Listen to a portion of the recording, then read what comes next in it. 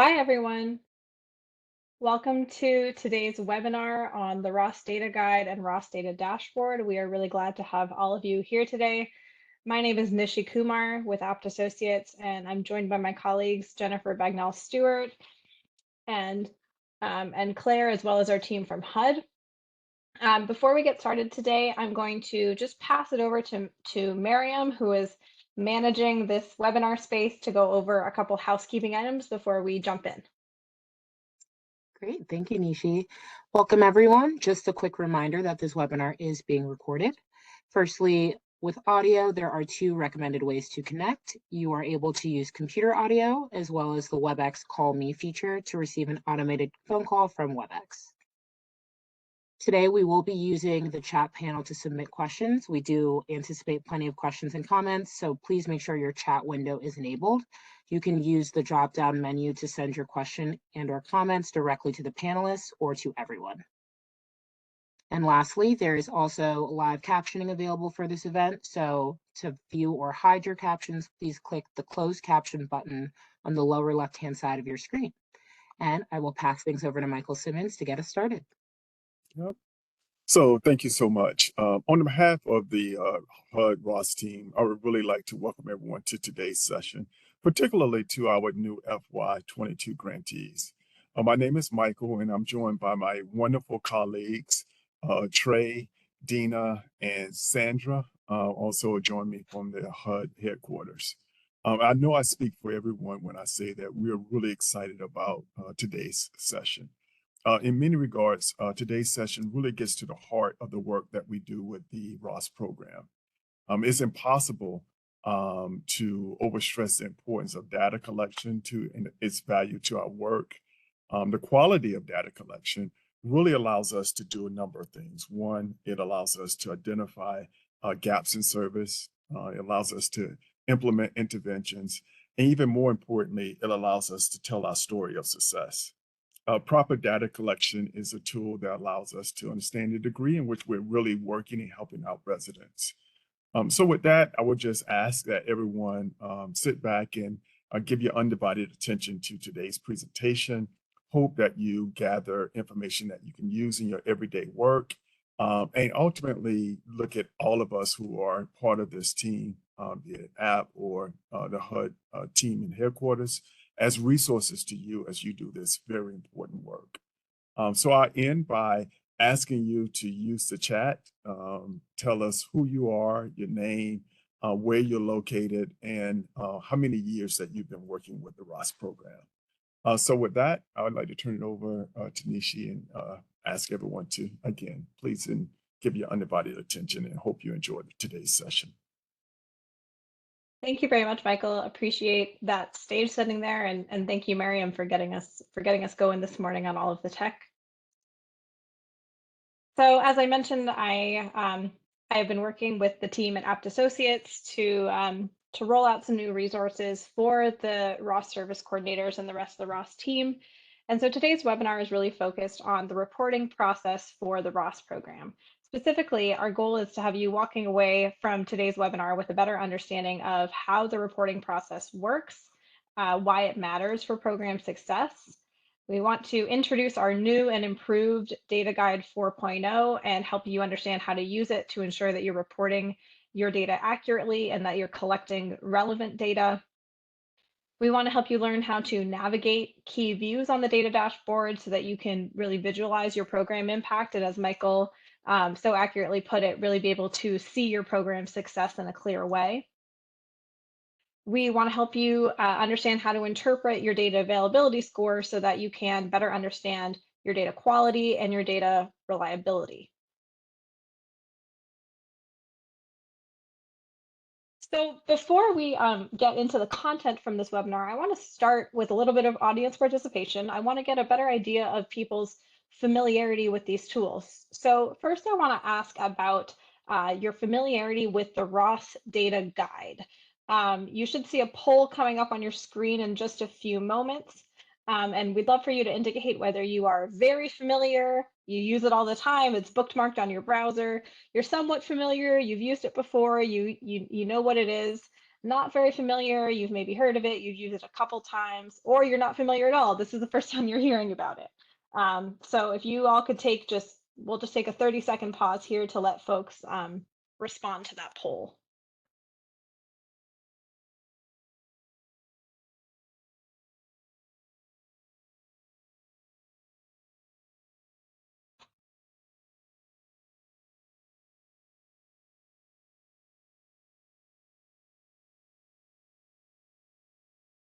You all should be seeing a blue poll on your screen here.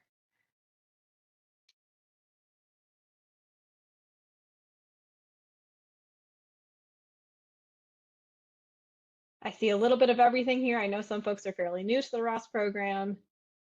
Some have been with the program for several years. So we'll give it just 10 more seconds for folks to respond to the poll.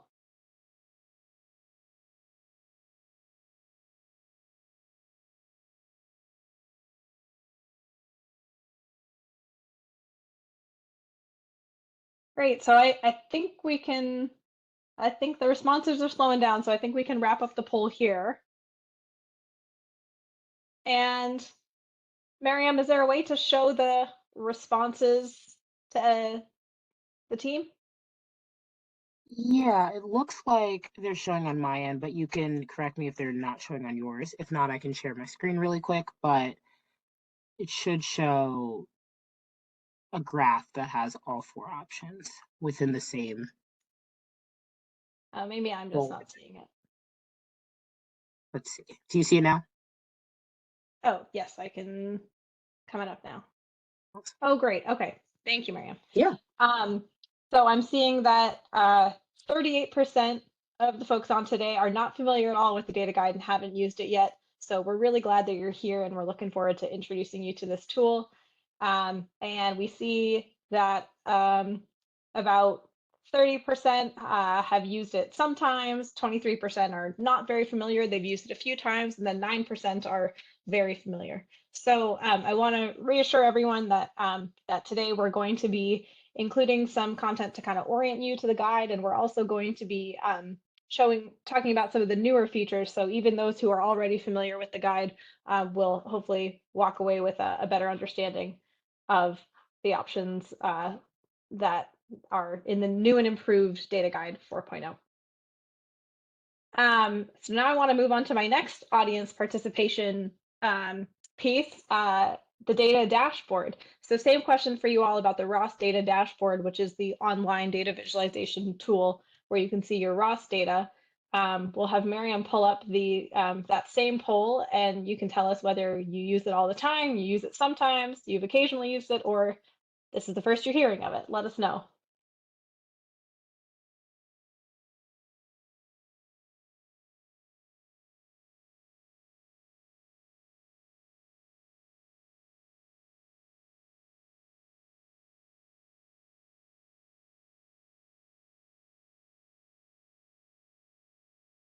We'll give it another 20 seconds or so.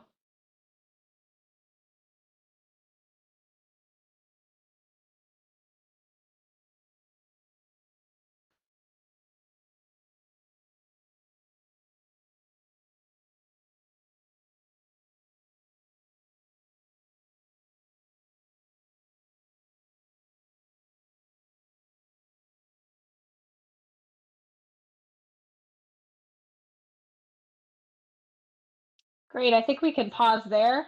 And I'm seeing similar numbers. About half of us have not used the data dashboard at all.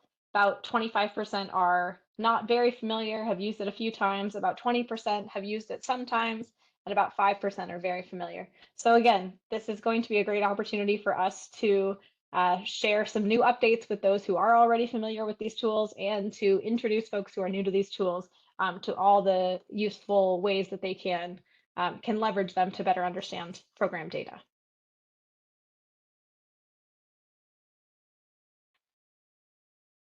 So before I move into more details about these tools, I want to first start by providing a short refresher on the Ross reporting framework.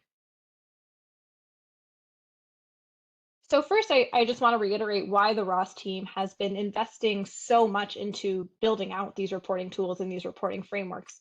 As Michael said at the outset of this webinar, reporting is really about making sure that the Ross program is achieving its goals to help residents achieve self-sufficiency, to improve their quality of life. Every data element that you are tracking gives you insight into whether participants are receiving the supports that they need, whether your program is reaching the residents that you want it to, and overall whether the program is reaching its goals. So if you've set a goal for yourself of better serving your community's elderly and disabled population, tracking these metrics helps you really understand who your program is and isn't reaching. This data is also, of course, valuable for HUD to have because it helps HUD know where your program's strengths and challenges lie so that they can offer tailored technical assistance and help you make the most of your program resources and develop and implement your programs in appropriate ways. So I just wanted to kick us off with that so that we're all clear that there's a real reason why we're emphasizing this reporting framework. I want to quickly review some of the key concepts in the Ross reporting framework. These three concepts you see on the screen here: outputs, outcomes, and key performance indicators. You're going to be hearing more about these terms throughout the presentation today and in the data guide and in the data dashboard. And it's important that you understand these distinctions so that you can see how all of the different data elements that you are collecting really come together to tell the story of your program. So I'll start at the top first with outputs. Program outputs are the immediate and direct products of your program activities. They are the things that you did that you can actually measure and report on. So that might be, for example, the number of participants in your program. It might be the number of participants who received a referral to other services. It might be the number of people who completed the intake assessment. So these are all the things that your staff are doing in their offices to help residents. So for example, if your area of need is health, you might be tracking the number of participants who are referred to health services. So that's outputs.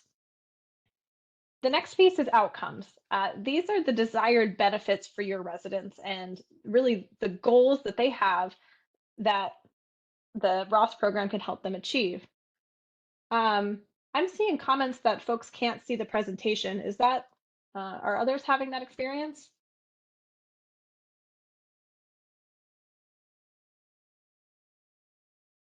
Okay. All right. Thank you. For folks who are having trouble seeing it, perhaps you can message Miriam, and Miriam can maybe troubleshoot. And yes, we can certainly share the slides after the presentation as well. So the second piece that I wanted to go over was outcomes. So as I said, those are the desired benefits for your program, the goals that it can help you achieve. So for example, the outcome that you're hoping to see with a program that's focused on health might be that residents improve their health and well-being. You might set a goal that your residents see improves economic self-sufficiency, that they improve their education or employment, et cetera.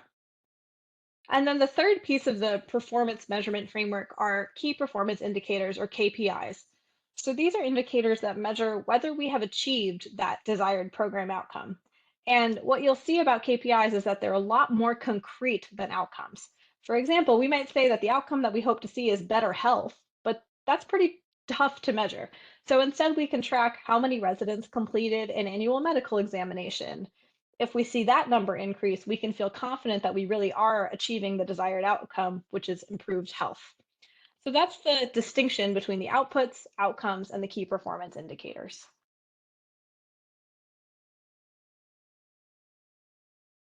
Each area of need is associated with a specific set of KPIs that HUD is hoping that you can achieve. So if you selected health as your area of need at the outset of your grant, then your KPIs would include the one about medical examinations as well as some others. So HUD is measuring your progress towards those KPIs.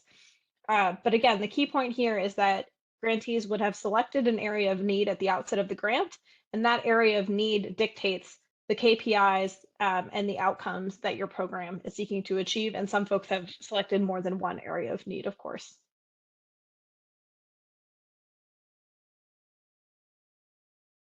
So we have a little, another piece of audience participation and audience quiz that I'm hoping Miriam can pull up for us.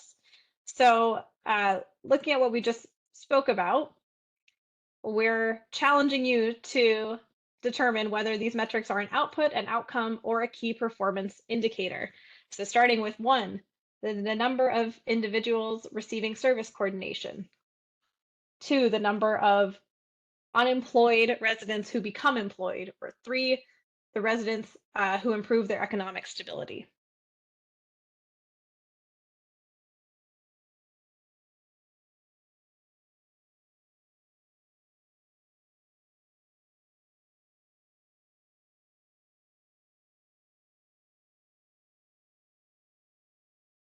So this should be, the question should be popping up shortly.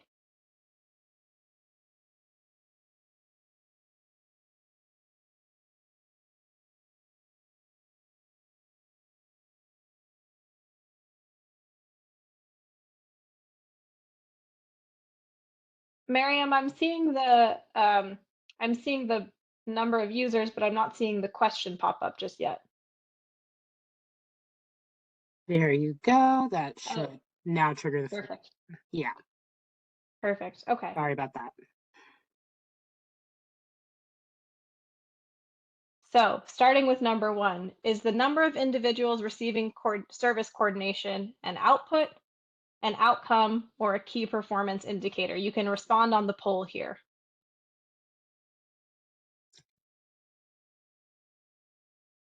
And Okay, we'll give that. Sorry, Nishi, I was going to say, for anyone Go that's ahead. having trouble seeing the poll, there is an icon at the bottom of your screen that has 3 little square cubes and a plus sign. You'll want to click on that. It's going to open your applications, and you should see an option to select Slido. And that should allow you to now have the poll showing within your WebEx platform.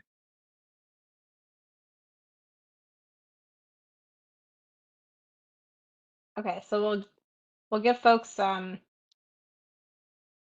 maybe another 30 seconds on this one, and hopefully some folks are able to plug in.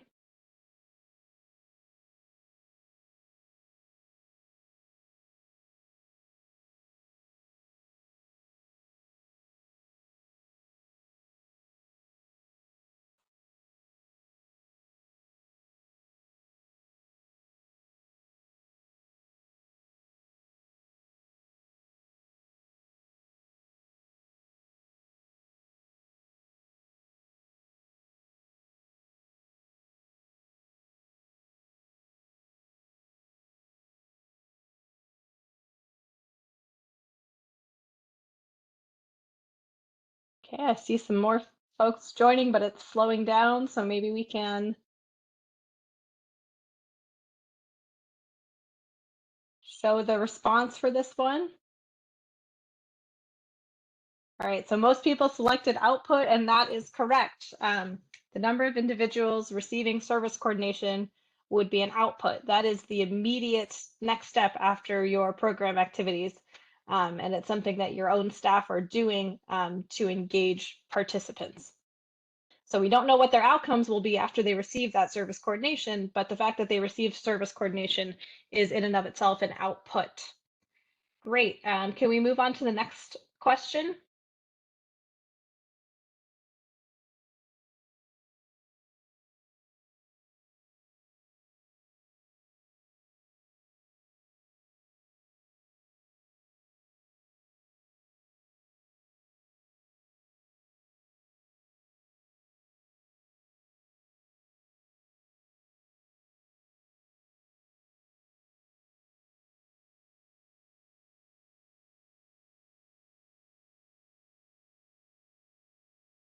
Great, we'll give another 15 seconds.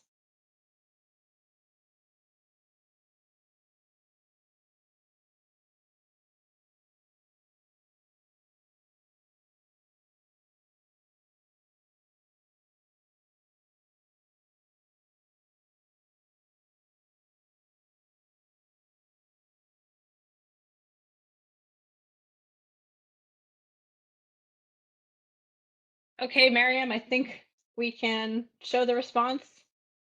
Survey says outcome, but the answer is key performance indicator. So this one was a bit of a trick one that we threw in because it's measurable. Improving unemployment, improving employment might be an outcome, which is sort of a vaguer outcome, but because it's a measurable metric, the number of unemployed residents who become employed, it's actually a KPI. It's something that you can quickly look at in your data to assess whether you are meeting that goal of improving employment for residents. So that one was a bit of a trick one, but some folks did get it. Thanks, everyone. So we'll go on to this last one.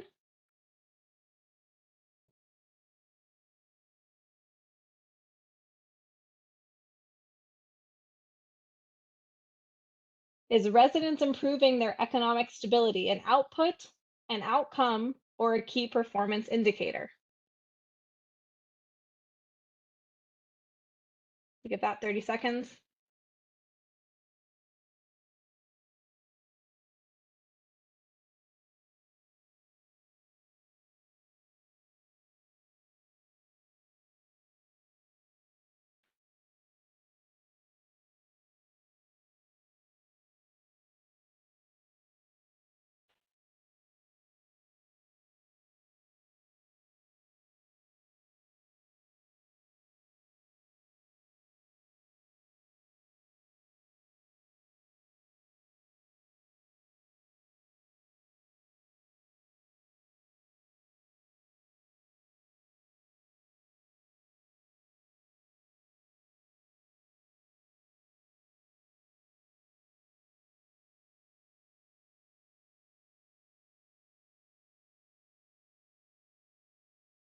Okay, Miriam, can we see the results?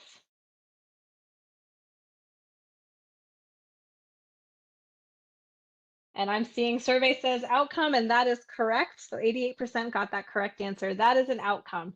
And the reason that's an outcome instead of a KPI is that it's not necessarily a measurable metric, but it is a goal. So folks did really well on that last question, and thank you all so much for participating.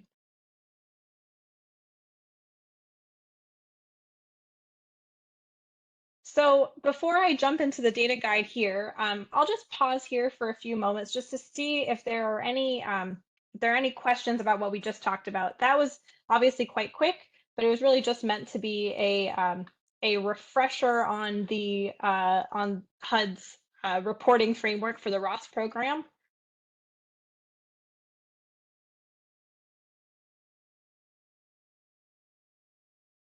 And I'm not easily able to see the chat. So Jennifer, maybe if you see any questions that are relevant here, you can flag them for me.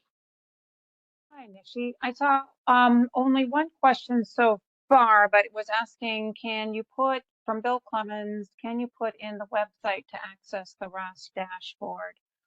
We will be demoing the dashboard in just a little bit, and Claire will show how to do that.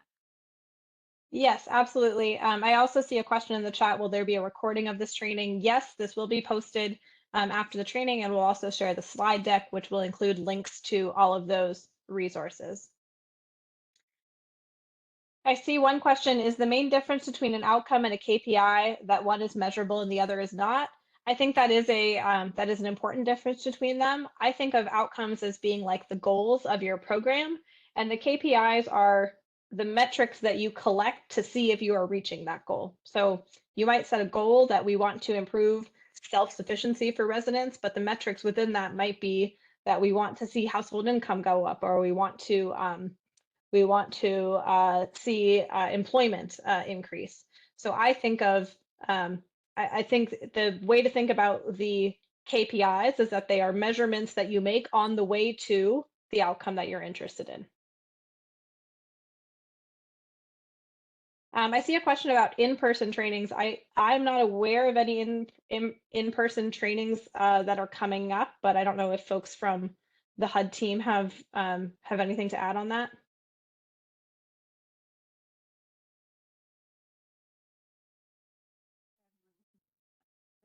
in-person trainings,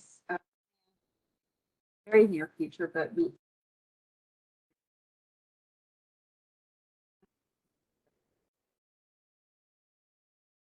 Sorry, Dean, I think you're cutting in and out, but oh, I'm sorry. Can you hear me better now? yes, we can hear you. Okay, I'm sorry about that. Yeah, so I was just saying that we don't have any immediate plans for an in-person training, but we are certainly talking about it. We know that you're interested in this. And we do plan to do something, but nothing in the immediate future. And I see someone has chimed in on the chat that Nan McKay has one in Texas coming up. So if you're in Texas, you can connect there. Someone asked, does the reporting method affect the output, the outcome, and the KPI? The answer is no. So this is the broader evaluation framework for the program.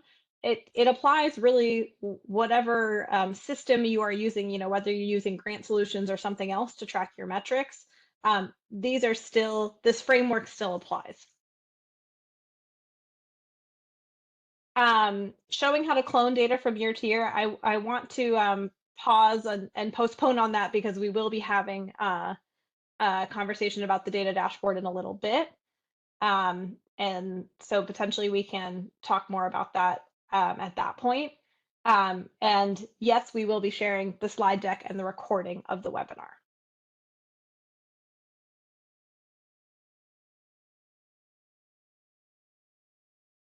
Okay, so seeing that the questions have slowed down, I'm going to move on to the ROS data guide. And I know from our earlier audience poll that for many of you, this is your first time hearing about the data guide. So I want to spend some time orienting everyone to the guide.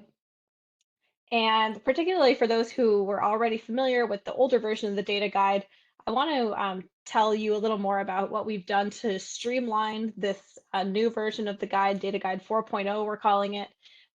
We've worked over the last few months to make the guide easier to use and more relevant for you so that you can streamline your reporting process as much as possible. So I'll review some of those updates and then we'll spend some time going through an example of how to use the guide.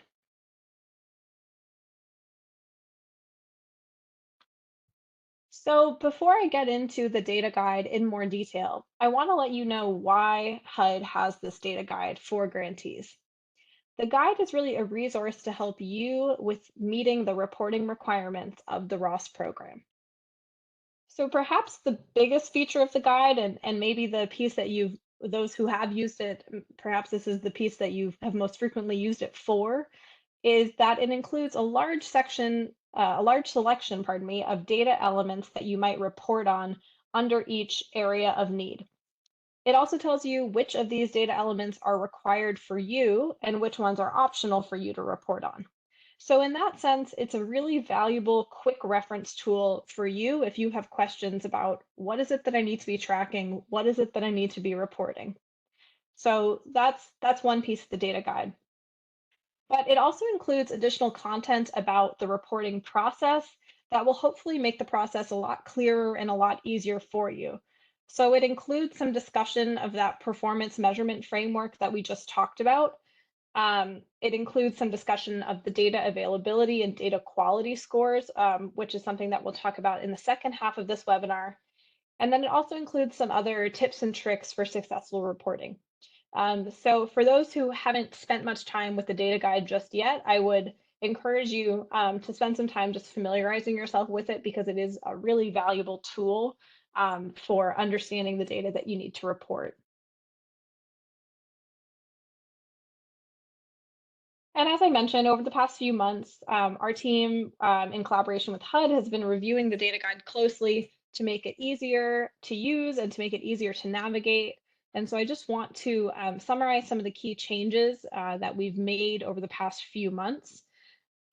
First of all, we've added and removed certain data elements so that the guide is in line with HUD's Standards for Success framework, which is used for other HUD programs. So we've really tried to harmonize the guide with the requirements for the ROS program to make it easier to use. We've tried to make it easier to determine which elements are required for you based on your area of need. And again, that is the focus area that you selected at the outset of your grant. We've tried to make it easier to understand how the data elements feed into your KPIs. So as I said before, each area of need is associated with KPIs, and we've tried to make it easy for you to understand, okay, this data element is being used to calculate this KPI. And finally, we've reviewed and streamlined the response options for each element so that we're reducing ambiguity and improving consistency. And our goal is for that to make it easier for you to interpret and respond to the questions and data points that you're being asked to track. So that's sort of a summary of what's new in this version of the data guide for those who are already using the older data guide.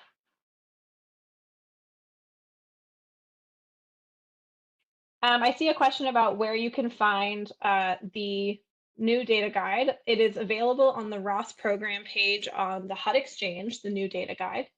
And for those of you who are already using the data guide, it's in the same place as the old data guide.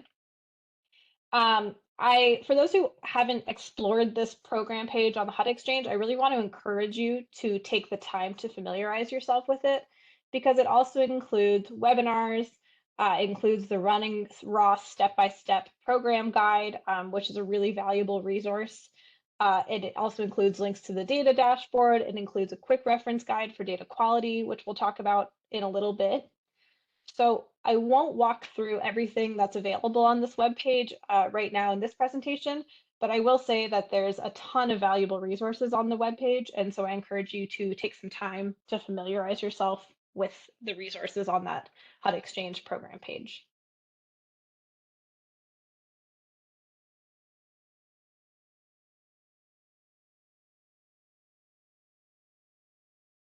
So when you first open the data guide, you're going to see that it's separated into parts 1 and part 2. So part 1 includes guidance, tips, and tricks for reporting. It includes a crosswalk of required data elements to areas of need that you can quickly review. Table 2 within part 1 provides a crosswalk which tells you which KPIs are relevant to your area of need. And then the rest of part 1 gives you some tips and tricks for reporting. So let me just flip forward so you can see this. So here's a snapshot of table 1 in part 1 of the data guide. So this provides the crosswalk that tells you which elements are required for your specific area of need. As you'll see in a moment, the list of data elements is long, but this table can help you quickly find which data elements are relevant to you. So for example, if you chose employment as your area of need, you'll see that employment, which is covered in section C of the data guide, is required for you, as well as some additional data elements under the financial literacy in section D. This is a really helpful reference tool where you can just quickly look up your area of need and just have a quick summary of what you are required to report on. And here's table 2. This is a crosswalk that tells you which KPIs are relevant for your area of need. So as I noted before, KPIs are what we use to assess progress towards goals. And so KPIs are based on your area of need. So with this table, you can quickly understand what HUD will be assessing in terms of your program performance. So for example, if you selected education as your area of need, there are 5 different KPIs here. Residents with a high school diploma earn a high school diploma, residents get a higher level of education, etc. So I just wanted to draw your attention to those 2 tables because they can really help clarify this question of, given my area of need, what is it that I need to be tracking? How is it that my performance is going to be assessed? And then the rest of part 1 gives some tips and tricks for successful reporting and then lists some resources for further learning.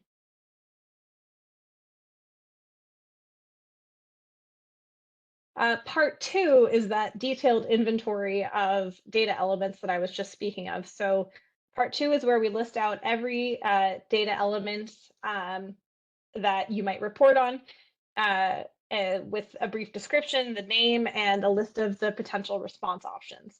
So I'm going to walk through a couple examples with you because it's easier to see it laid out that way. So for example, this is the entry for the ethnicity data element. So I'm going to go from left to right, describing each of the columns that we're seeing. So on the far left, you see fixed ID, which is the unique ID for each data element, and that aligns with the HUD Standards for Success framework. So this makes it easy to compare whether it's the same element across HUD programs. So whether you have the ROS program, FSS program, or some other program, element 7 is always ethnicity. So that hopefully streamlines things. Then there's the name of the data element, which is hopefully self-explanatory, and a brief description of the data element, which just includes how it's defined.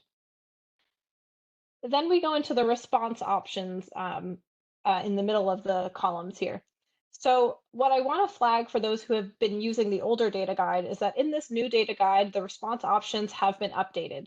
So it's important to take a close look at this column and make sure that your responses align with one of these options, because inputting any responses that are not listed here will be considered invalid.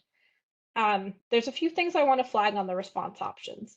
You'll see that there's one that is information not collected. For most data elements, this will be 77.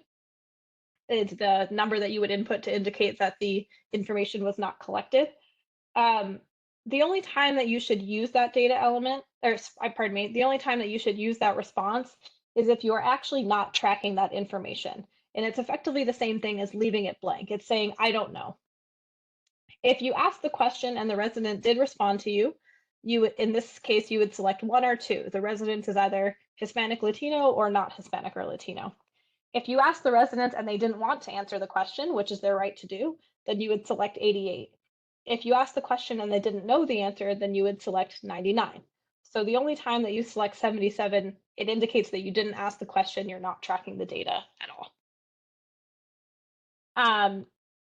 The next column to the right is the area of need required to respond. So I just showed you the table in part 1 that tells you which data elements you're required to respond to based on your area of need. This column just gives you another reminder. So in this case, for ethnicity, everyone is required to respond no matter what your area of need might be. And then the additional information column gives you some more context or description of the data element. And then the KPIs, in this case, it's not applicable, but it gives you more insight into how the specific data element feeds into your KPIs. In this case, since it's just a basic demographic question, it does not feed into any KPIs.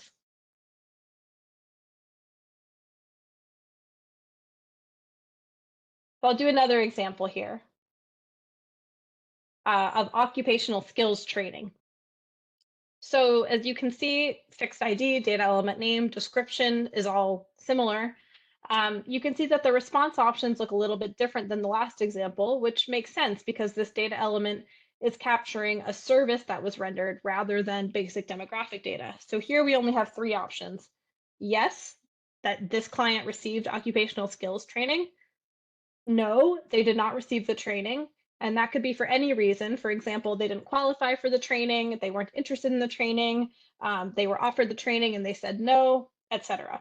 But if you know that they did not participate in the training, if you're confident that they did not participate, then you would select 2, which is no. And then we have information not collected. Again, the only time that you should be selecting that option is if you didn't track the information. It means that you don't have information to share. It's the same thing as leaving it blank. So we encourage you to select either yes or no if you're confident that about what happened and you actually did track the information. Areas of need required to respond. This data element, as you can see, is required for employment and reentry areas of need. If you selected one of those areas of need, then you need to respond to this data element. Other grantees could choose to report on this if they would like to, but they're not required to. So if you selected, for example, elderly and disabled, you do not need to respond to this data element. You could choose to if you wanted to. Additional information, in this case, gives a more detailed description of the types of services that fall under this data element. And then to the far right, relevant KPIs. This describes how this particular data element feeds into your KPIs. In this case, the data element is contributing toward the total count of residents receiving employment-related services, as you can see bolded at the bottom of that list there. And that is a KPI for both the employment and the reentry area of need. So this just lets you know, what is this data element being used for? Oh, it is going to help HUD understand how many residents received employment-related services. It's going to feed into that broader count of employment-related services.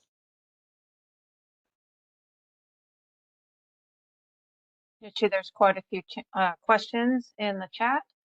Some we'll respond to through the chat, but one question from Larissa is, when this report is being completed, is a grantee allowed to report on, for example, public housing developments that did not complete the Ross resident needs assessment or were not included in the HUD form submitted with the application and ultimately were not targeted to receive services? Larissa, do you want to take yourself off mute and ask if you could clarify your question there? And the mute button is right at the bottom of your screen.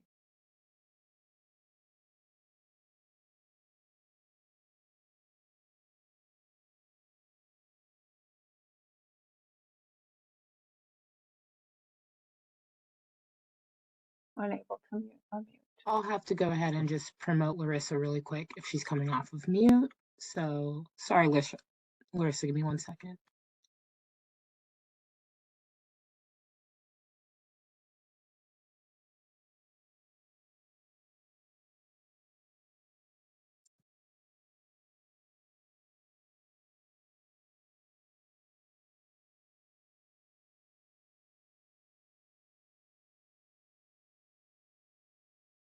Larissa, you should be able to come off of mute now.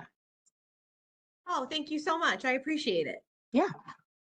So basically, sorry if the question was confusing, and I'm really glad that you guys unmuted me because I think it's better to ask the question out loud. So basically, when the Worcester Housing Authority filled out its Ross application back in September of 2021 and ultimately submitted it, we made the determination, myself and the Family and Resident Services Department at the time, made the determination to target, I believe it was 5 or 6 different developments that we have here at the Housing Authority. We have 24 developments. So we picked about 5 or 6 that we ultimately chose to administer that resident needs assessment to. So the question that was recently posed to me is, and we picked those 5 developments, we picked like the need areas and whatnot based on the results of the resident needs assessment. The question that was recently posed to me a few weeks back was, are we allowed to include developments that were ultimately not targeted and listed as targeted developments in the Ross report? So like we have another family development that we did not include in our application. Are we allowed to include that in our, if we deliver services to residents that live in that other family development, are we allowed to include those metrics in the Standards for Success report?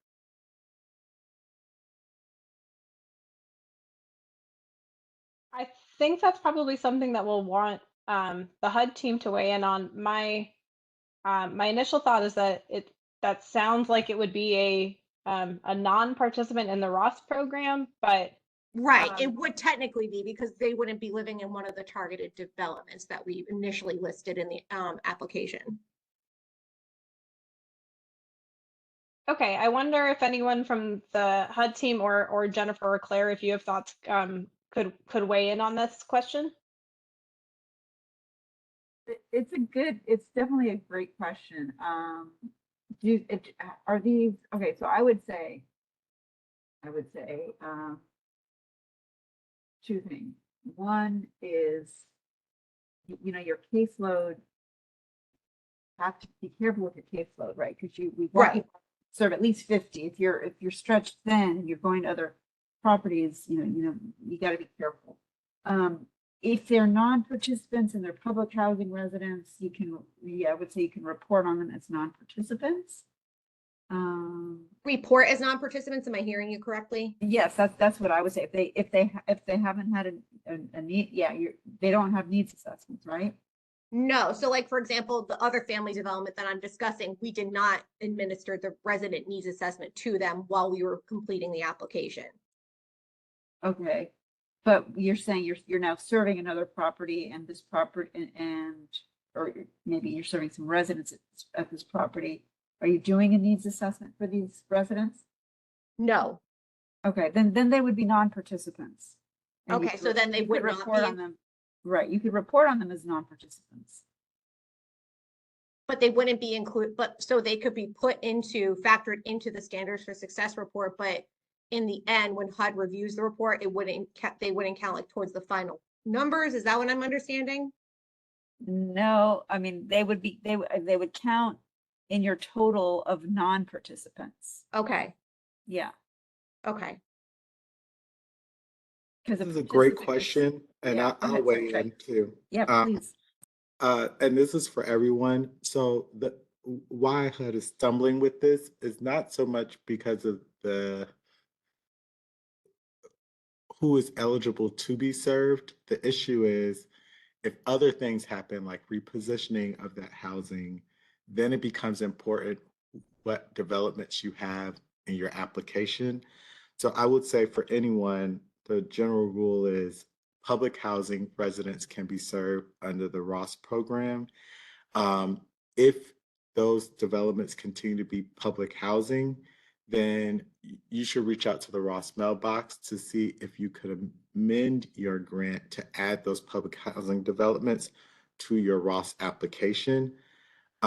If you want the Ross coordinator to serve that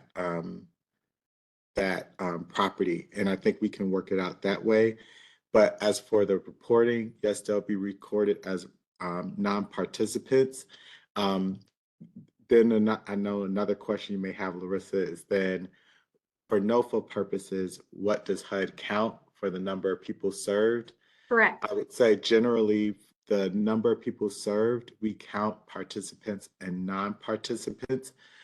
The issue is though, and moving forward is before when we were doing this, we were counting the number of people served by just how many people did a coordinator or a Ross program report on, meaning they didn't have to receive any services. If they just had demographic information there, we were counting them as a person being served.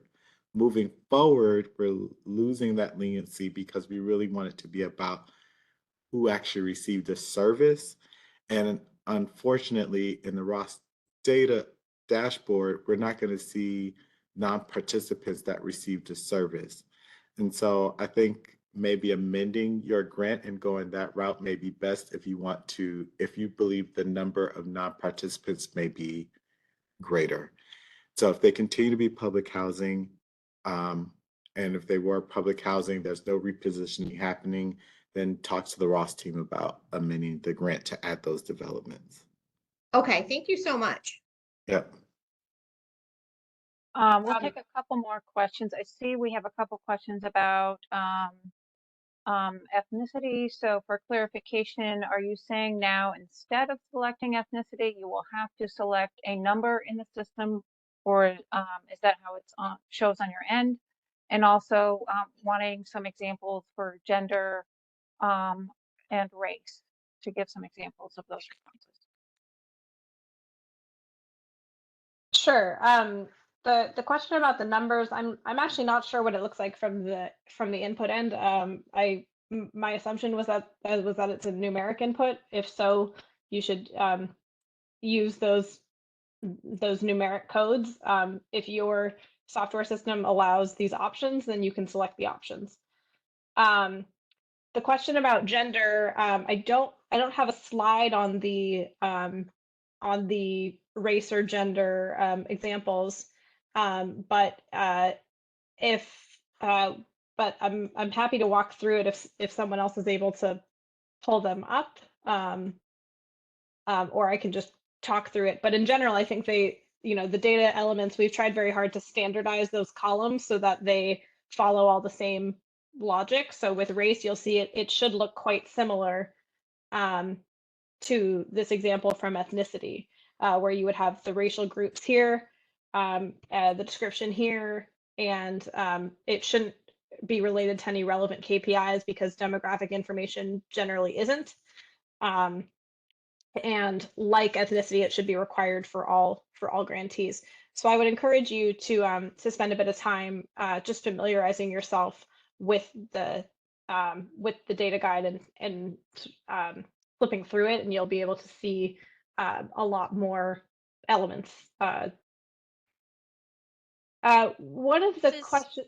Sorry, this is Claire. I'm just sharing really quickly. When you Oh, go sure. to Thanks, Claire. the Ross program, I went to the data guide and then followed that up with either a PDF or Excel. And I came down here and it looks like both gender and race are on page 16. So this is the same format that Nishi was showing earlier, where you can see what are the response options and who it's required for. So it has that same layout again. Thank you, Claire. Sure. I also wanted to flag, I saw some questions about how do we track someone how do we determine whether someone is a participant or a non-participant? Where do we track that? Dina just pointed out fixed ID number 3 is a data element where you capture whether or not someone is a participant or a non-participant in ROS, and you can take a look at that data element for the definition of that, but I believe it's about whether or not they completed the resident intake assessment. So you can use that data element to distinguish between participants and non-participants. Jennifer, I know there's been quite a few questions. Were there any others that we should address here? There's a lot of questions regarding grants online. I think we should skip through those. And in the interest of time, let's try to return to these questions at the end and cover a little bit more on the program content. Okay, great. Thanks everyone for the questions. So we'll try to leave some time at the end to revisit these. And of course, the Ross team is also a great resource for follow-up questions.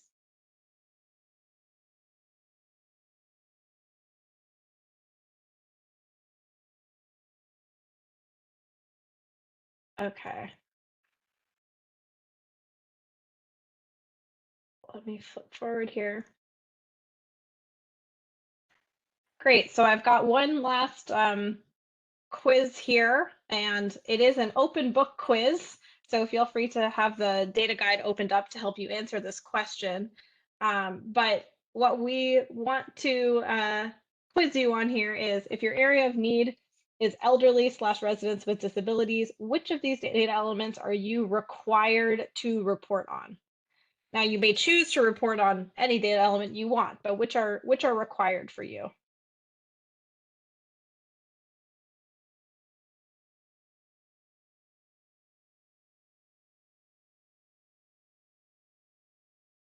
We'll give you about 30 seconds to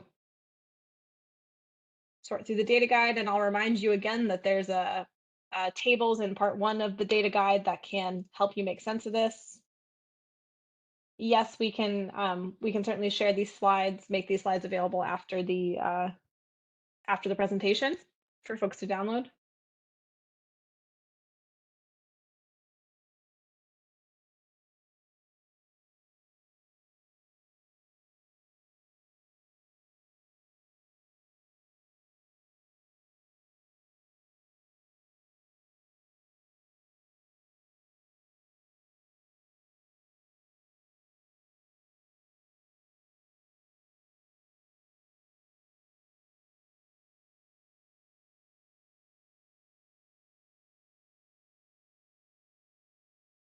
Okay, we'll give it about 10 more seconds for results to roll in.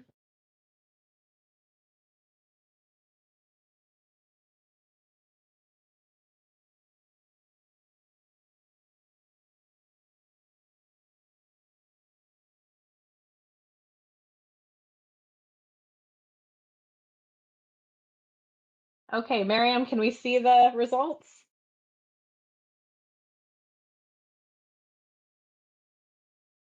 Excellent. So I see that most folks selected participant status, which yes, is required for all grantees, regardless of their area of need.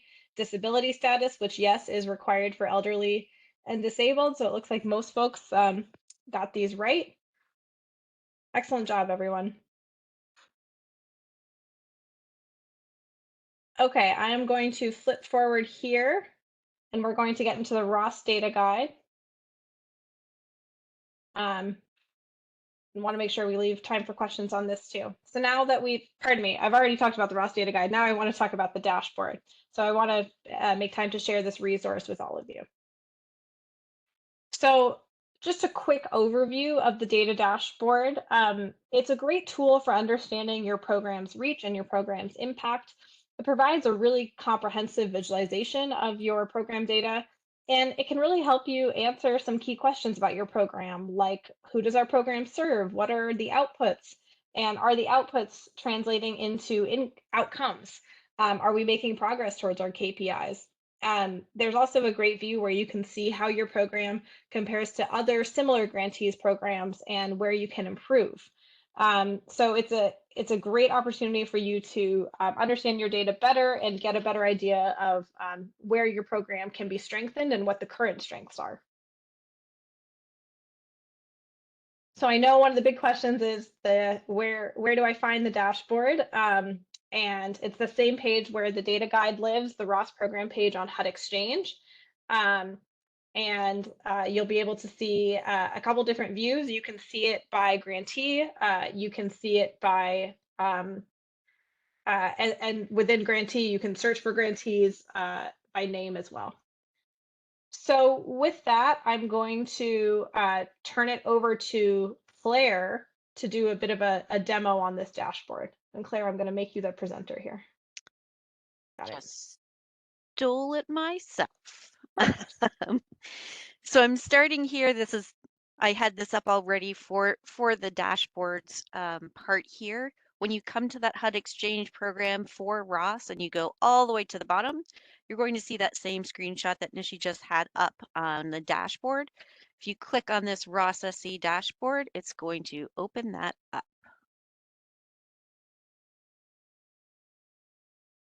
You do get this quick pop-up. You can close it. It's just telling you there's a little bit more going on with Tableau there, which is to help us know which sites people are going to and focus things on the correct things. I miss putting on my camera, but now I've lost the ability to do that. So when we come in here first by the grantee, you can see some options on the top right. There's a state version and there's a dashboard tables version. And if I click on that, this is going to take you to a version that has the same information as the grantee one, but it's all listed out in tables. It's particularly helpful for people using screen readers or anything like that to be able to get the data out. And it also allows you on this one to download results. So if you are looking at any of the tabs here and you go up to download on that top right, it's this little arrow coming down. You can check a image, PDF on here or PowerPoint, which is on the other dashboard as well. You can also hit crosstab and that's going to download the data out of here. And there are actually 3 different things showing here and you can see the names here. There's a grantee count, participants, and participants by fiscal year. If I have this checked to grantee count and I hit download, I will get up an Excel right here, which downloads the same data that's out of here. Similarly, through this dashboard and the grantee one, if you go to share here, you can get a link that will take you to the same place you are in the dashboard. And this will also keep, if you had something set to different fiscal years or your particular grantee, this link will include it. So if you're looking at anything and you want to tell one of your coworkers, oh, hey, look at this data, this is the best link to grab. So I'm going to come back here to the grantee dashboard. You can see smack here in the middle at the top, we have select a grantee. If you click on this, you can see the whole long list. If you type a letter, it will start with that part of the alphabet. But you will see in here, we have a whole lot of things that also start with housing authority of. So we've provided something that gives a little bit easier way to find your grantee. If you click on the question mark in the top right, you can go to grantee search. And it's going to take a place where you can just put in words or your grant number in order to do a little search on here as this is loading. So this is a list of all of the grantees that are here in the dashboard and the number of participants that we have per fiscal year. And if I am looking in here and I'm coming from Oakland, I type that in and you will see the same grant number, some underneath Housing Authority of the City of Oakland and others under Oakland Housing Authority. It's the same grant number, it's just a different name in Grant Solutions. If you click on any of these bars, it will select that grantee at the top, and we use that most recent name, and it's selected by Dunn's ID for a unique one. You can also search in here. If you put in a grant number, it will also come up. So depending on what you have on hand, that's a great way to find your grantee. Claire, participants are asking if you can zoom in to make it a little bit more visible. Yes, excellent point. There we go.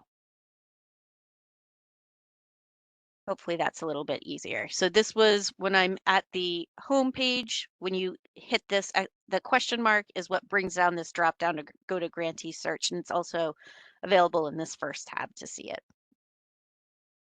And then the search here, it does not filter automatically. So you have to put in whatever it is you're searching for and push enter, and then it'll bring that up. And I just did all of the grant numbers that have 105 in it for what I picked in order to find them. So I'm going to come back here to our home button, and we're going to take a look at a new view that's out this time for the demographic breakdown. Go just a little bit smaller on this. And so here we have the grantee that's selected, and we are looking at the fiscal years from 2017 to 2021. 2022 data we are looking to put into the dashboard in the next couple of months. And this is one of the things we heard from you, from the grantees in our meetings, of something that would be really helpful is to see different demographic information. So we have the demographic groups available on this top right, and that changes what you see on rows. So right now we're at age, so you can see those age groups. I can go through and switch it to ethnicity, and we'll see that. We have gender availability, population group. There's one more here. If your grantee has youth, that'll be a fourth population group that shows up here, and then race. And these all pop up, and you cycle through them to see whatever it is for your grantee.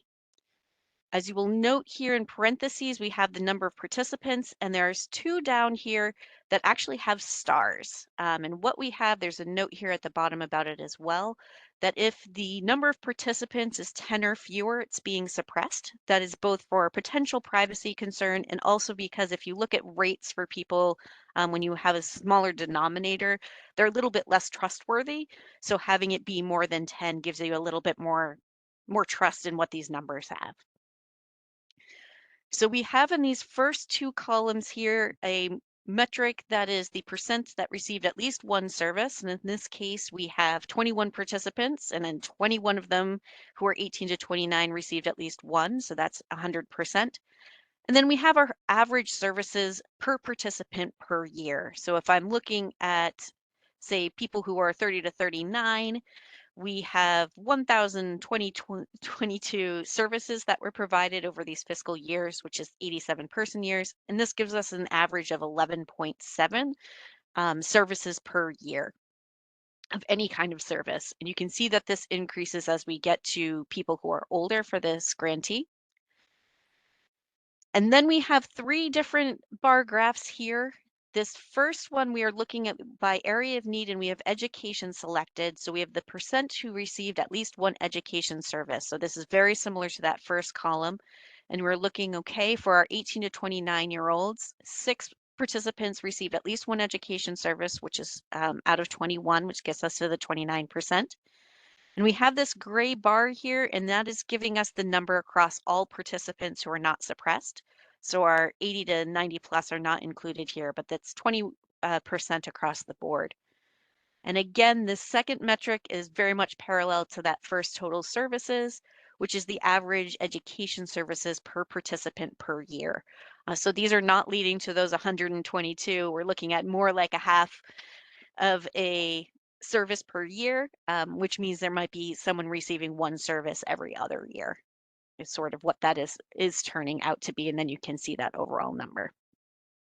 And finally, as Nishi was talking about the difference between KPIs and outcomes, we have a outcome here, a KPI of increased the level of education. And so there are places that you put someone's education in Grant Solution or into Family Metrics where you're reporting. And if we have a participant who has 2 years of data, which here there are 10 participants who we also have data in the previous year, and 4 of those increase their level of education. So 1 year we might have had them as some high school, and the next year they have a GED, or if we have somebody who has an associate's degree after high school, either of those will increase their level of education. And you can see that happening here. And again, that number overall.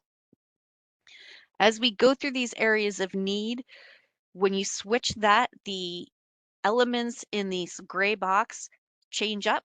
So right now on elderly and disabled, so we have the percent who received at least one elderly and disabled service, the average elderly and disabled services per participant per year, and also the increased or maintained activities of living, which is the outcome that we have for that one. So if you head through these, you can end up with all of those different metrics to see. If I jump, I think it was the health and wellness has a big one. That's contributing significantly to our 70 to 79-year-old population here for their number of services per person per year of getting up to 55. And if you go through the rest of the dashboard and you take a look at your health and wellness services, you can get a better idea of which services those are, because there are multiple that fall underneath that area of need. The 2 tabs to the right of it are places that we compare you to a cohort. So you are able to select who is in that cohort. And one of the things we wanted to be able to do that we chatted with other grantees about is to be able to tell you who is in this cohort. So we have a grantee cohort list now.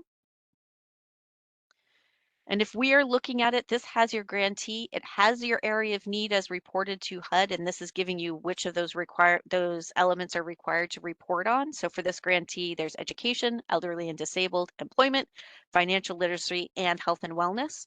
So if I want to compare myself to other grantees to see how we're performing with services, I might take my population of service and say, I only want to see elderly and family here.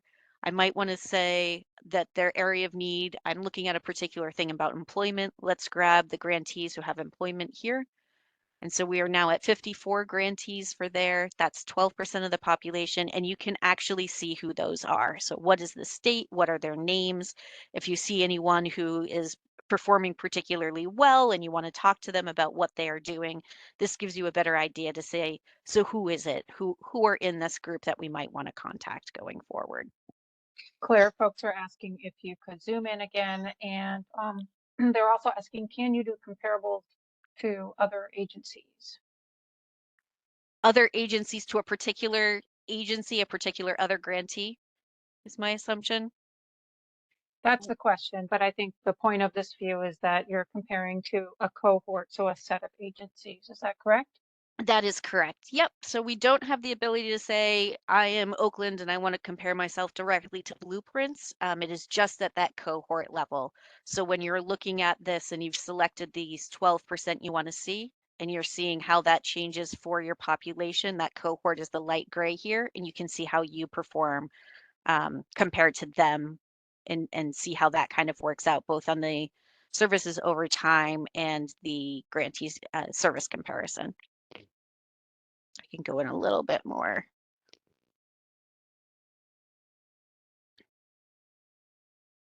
Other questions, Jennifer? So there is a question about how to change the reporting period you're seeing. Sure. So I'll come back to demographic breakdown. It has a little bit more to do here. If you are looking at your fiscal year start and fiscal year end, if you want to say just look at the year 2021, a single year, if I put that in, we're having the start and the end be the same. And these are just looking at in the fiscal year of 2021, what are those averages? What is our increased or maintained access to care? These are looking at people who had data in 2020 and 2021, and between those 2 years, did they increase access to care? And in this case, everyone who was in both years, 100% of them did increase, which is great. And then this can go in either direction, and it will show up here in the top right what your data covers. So this is looking, since it's the fiscal year, from October 1st of 2020 to September 30th of 2021. I can put this down to 2020 and just look at 2 years at a time, and you will see these numbers change, and also that time frame changes at the top to remind you what that fiscal year time frame is. Let's just do one more question before we move on. Christina asked earlier, can you tell me what is included in services? Yes. So in services, these are the things that you reported on, of all the different types of services. Actually, let's look at services by population. So we have the service category, which is related to the areas of need we see as well. And we have the list of services that have been reported on here. So we have the case management has needs assessment and service coordination. Education, we have the adult basic education, ESL, class service count, high school GED preparation count, post-secondary and college education service count. These are also coming from the data guide. So if you have that open, each of the sections are there, and it's the ones that you're putting in the count of services. So you're saying, yes, this person received this service and they received it 5 times this year or 1 time this year. That is what's coming directly into these service counts.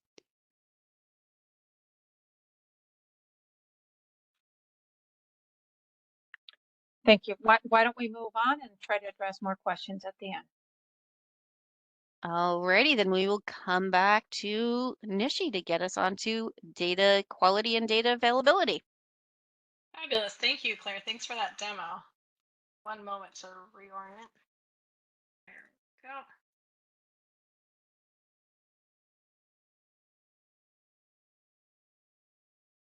So I know that this is a lot to cover, and Jessica, we agree completely. It really is a fabulous tool. So this was meant to be just a very quick introduction to the data dashboard, but we encourage you all to play around with it more. There's a huge amount of information that you can explore related to your program on that dashboard. So certainly take the time to explore it a bit.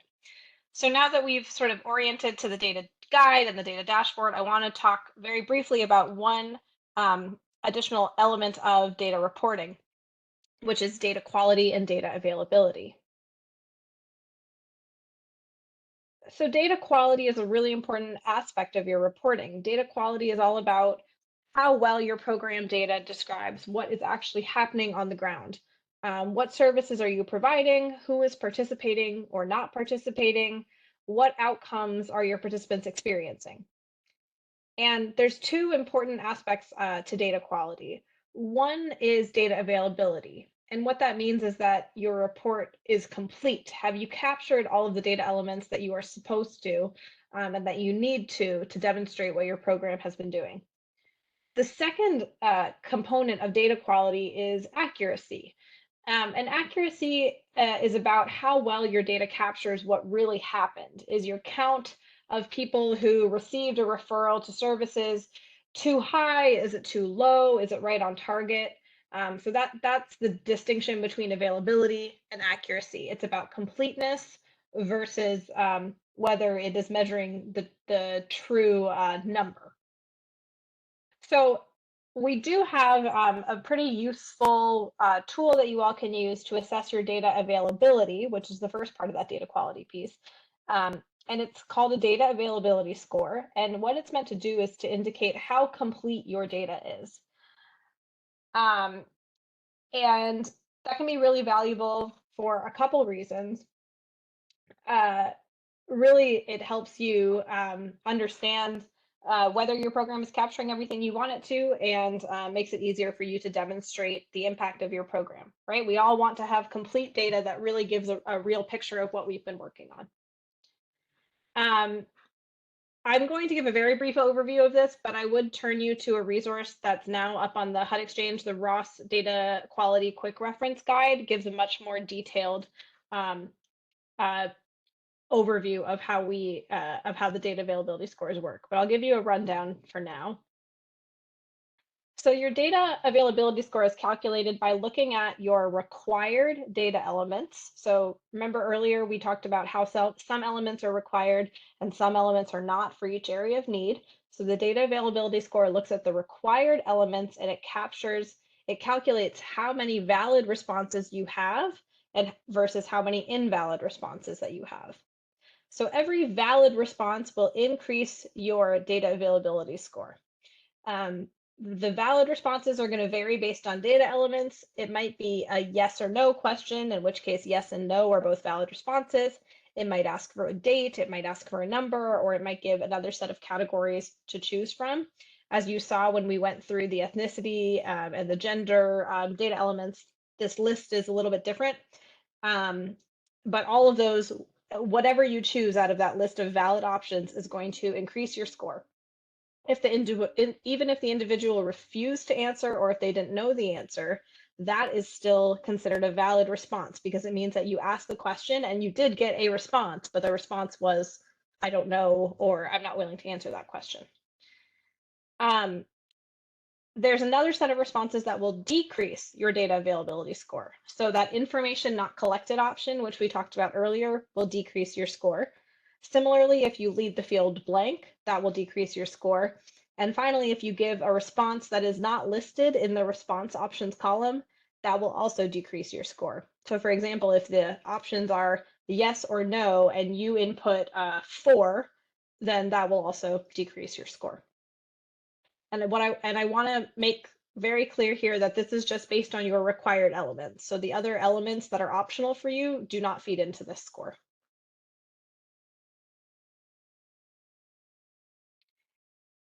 So one of the questions that you might have is, well, where can I see this score? How can I assess my data quality? So that dashboard that Claire just showed has an indicator on the bottom that shows how complete the data is.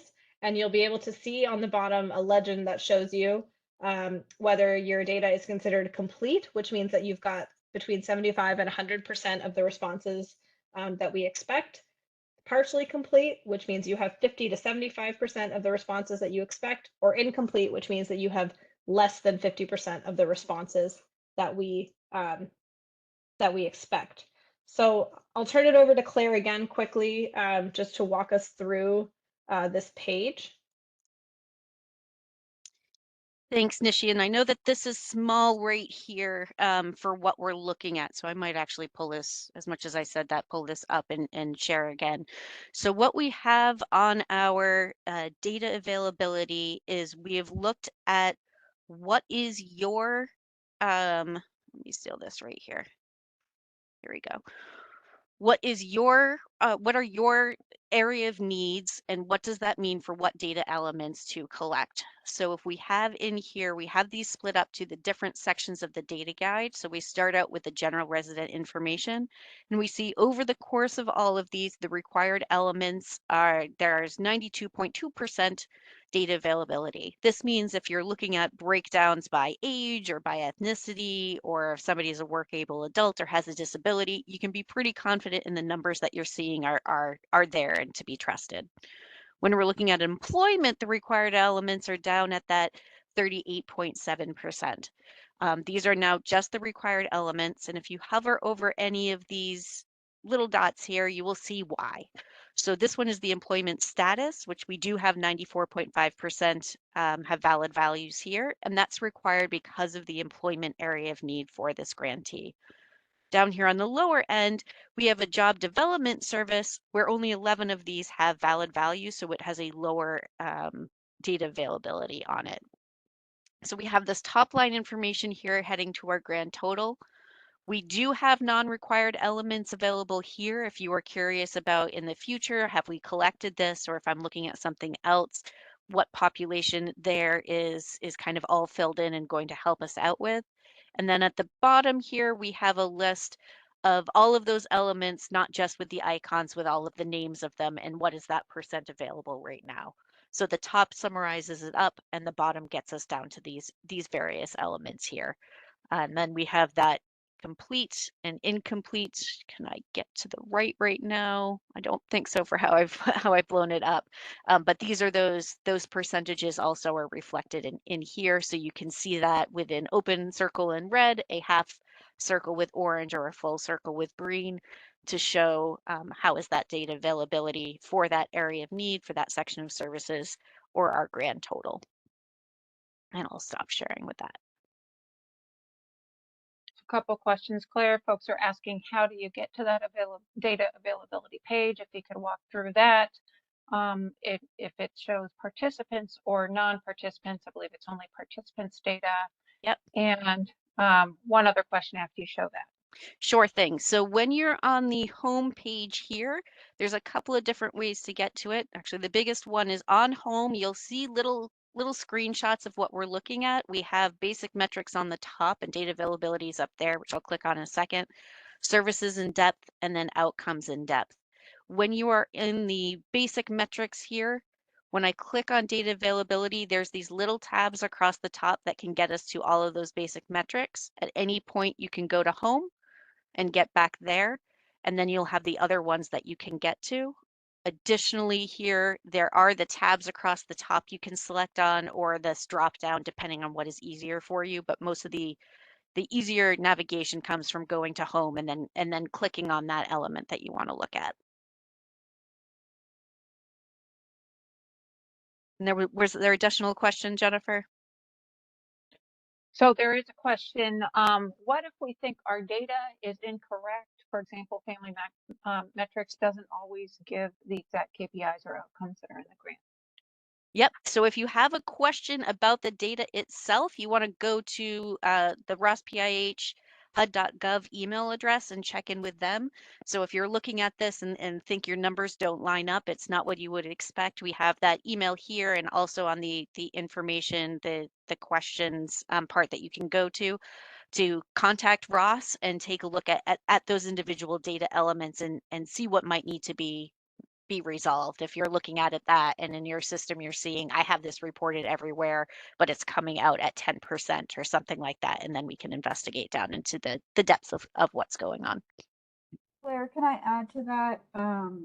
This is Dina. Hi, everyone. If you are using family metrics or Ask Online, I would also contact them first, because they're the ones who are, you know, creating the system that feeds into the data that we see here, but into grant solutions, or sorry, standards for success. So you really got to make sure that the vendor is has built the system so that your data is accurate. So I would first check with them, and then if there continues to be an issue, then please, definitely check with us. That sounds great. And also, there was also a question that I thought was a good one for just in general for everyone is, how can I tell if I'm doing well? How can I look at this dashboard and see how well I'm doing? So for well, we would sort of put that in how complete is it, and that is defined here as that 75% or higher of having the valid responses coming out is something to say that is doing well. If you are looking at a dashboard about that element, it's pretty trustworthy. So down here in outcomes in depth, we have one on employment. And you will see here what is our data availability for demographics and also for the metrics that are on this. So our employment status. If I am looking at this dashboard element and saying, okay, what percentage of people did increase their employment? How much can I say, does this represent our participants? If you have high data availability, it means you have information for everybody. If you have low data availability, it might be telling you only 2% of people did this. That might be the truth, that only 2% of people did it, or it might be that only got reported 2% of them. So this is to help you give an idea of, on these metrics, on these individual pages, when I'm looking at details, can I really take this and run with this and make decisions based on it? Or is it that our data is not complete, and that is why I'm seeing the metrics that I'm seeing? Yeah, I think the way to understand it, there was a comment in the chat, can we check these numbers to see what may be missing? And I think that's a great way to think about it. The data availability score, the purpose of it is to tell you how reliable your data is because of how complete it is. So you don't necessarily want to make decisions based on a data, when you only have 3 or 4 participants reporting. You want to focus on improving the availability of your data so that you've got green circles all across, right? And that tells you that the program data that you're seeing and using is really complete, and you're not missing lots of participants. And if you do have high confidence in your data, you have a high data availability score, then you, as Claire was showing, you can look at the services graphs as well as the outcomes graphs to see, again, what percentages of your residents that you are serving with which types of services. You can see the demographics of who exactly is receiving which services, and you can see how well they're faring on those outcomes that map to your area of need. Lastly, there were questions about the recency of the data. Right now, we have data through 2021, and we will be working with HUD to update the 2022 data over the next few months. With that, Nishi, I'm going to pass it back to you to wrap up and close us out. Absolutely. Well, I want to thank you all for joining today, and I want to again just plug that all of the resources that we talked about today are available on the HUD Exchange webpage. And so again, really encourage you to spend some time orienting yourself to these tools, orienting yourself to the webpage, and always feel free to get in touch with us or get in touch with the Ross team for follow-up questions about this. As I mentioned, the webpage also includes webinars, program guides, and this webinar, once we have a chance to process the recording and everything, will also be posted on it. So that's a great one-stop shop. I know we're at 4:28. We can maybe take one last question before we wrap up. If there's anything in the chat that we haven't checked in about yet.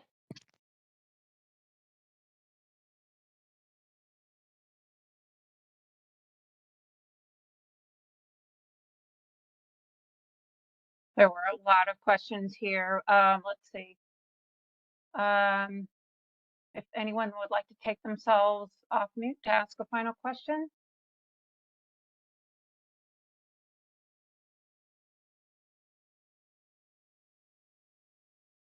Reports are due in October. I think we can bring it to a close. Okay. Great. Thank you everyone very much for your time today. Have a great rest of your day. Thank you, everyone.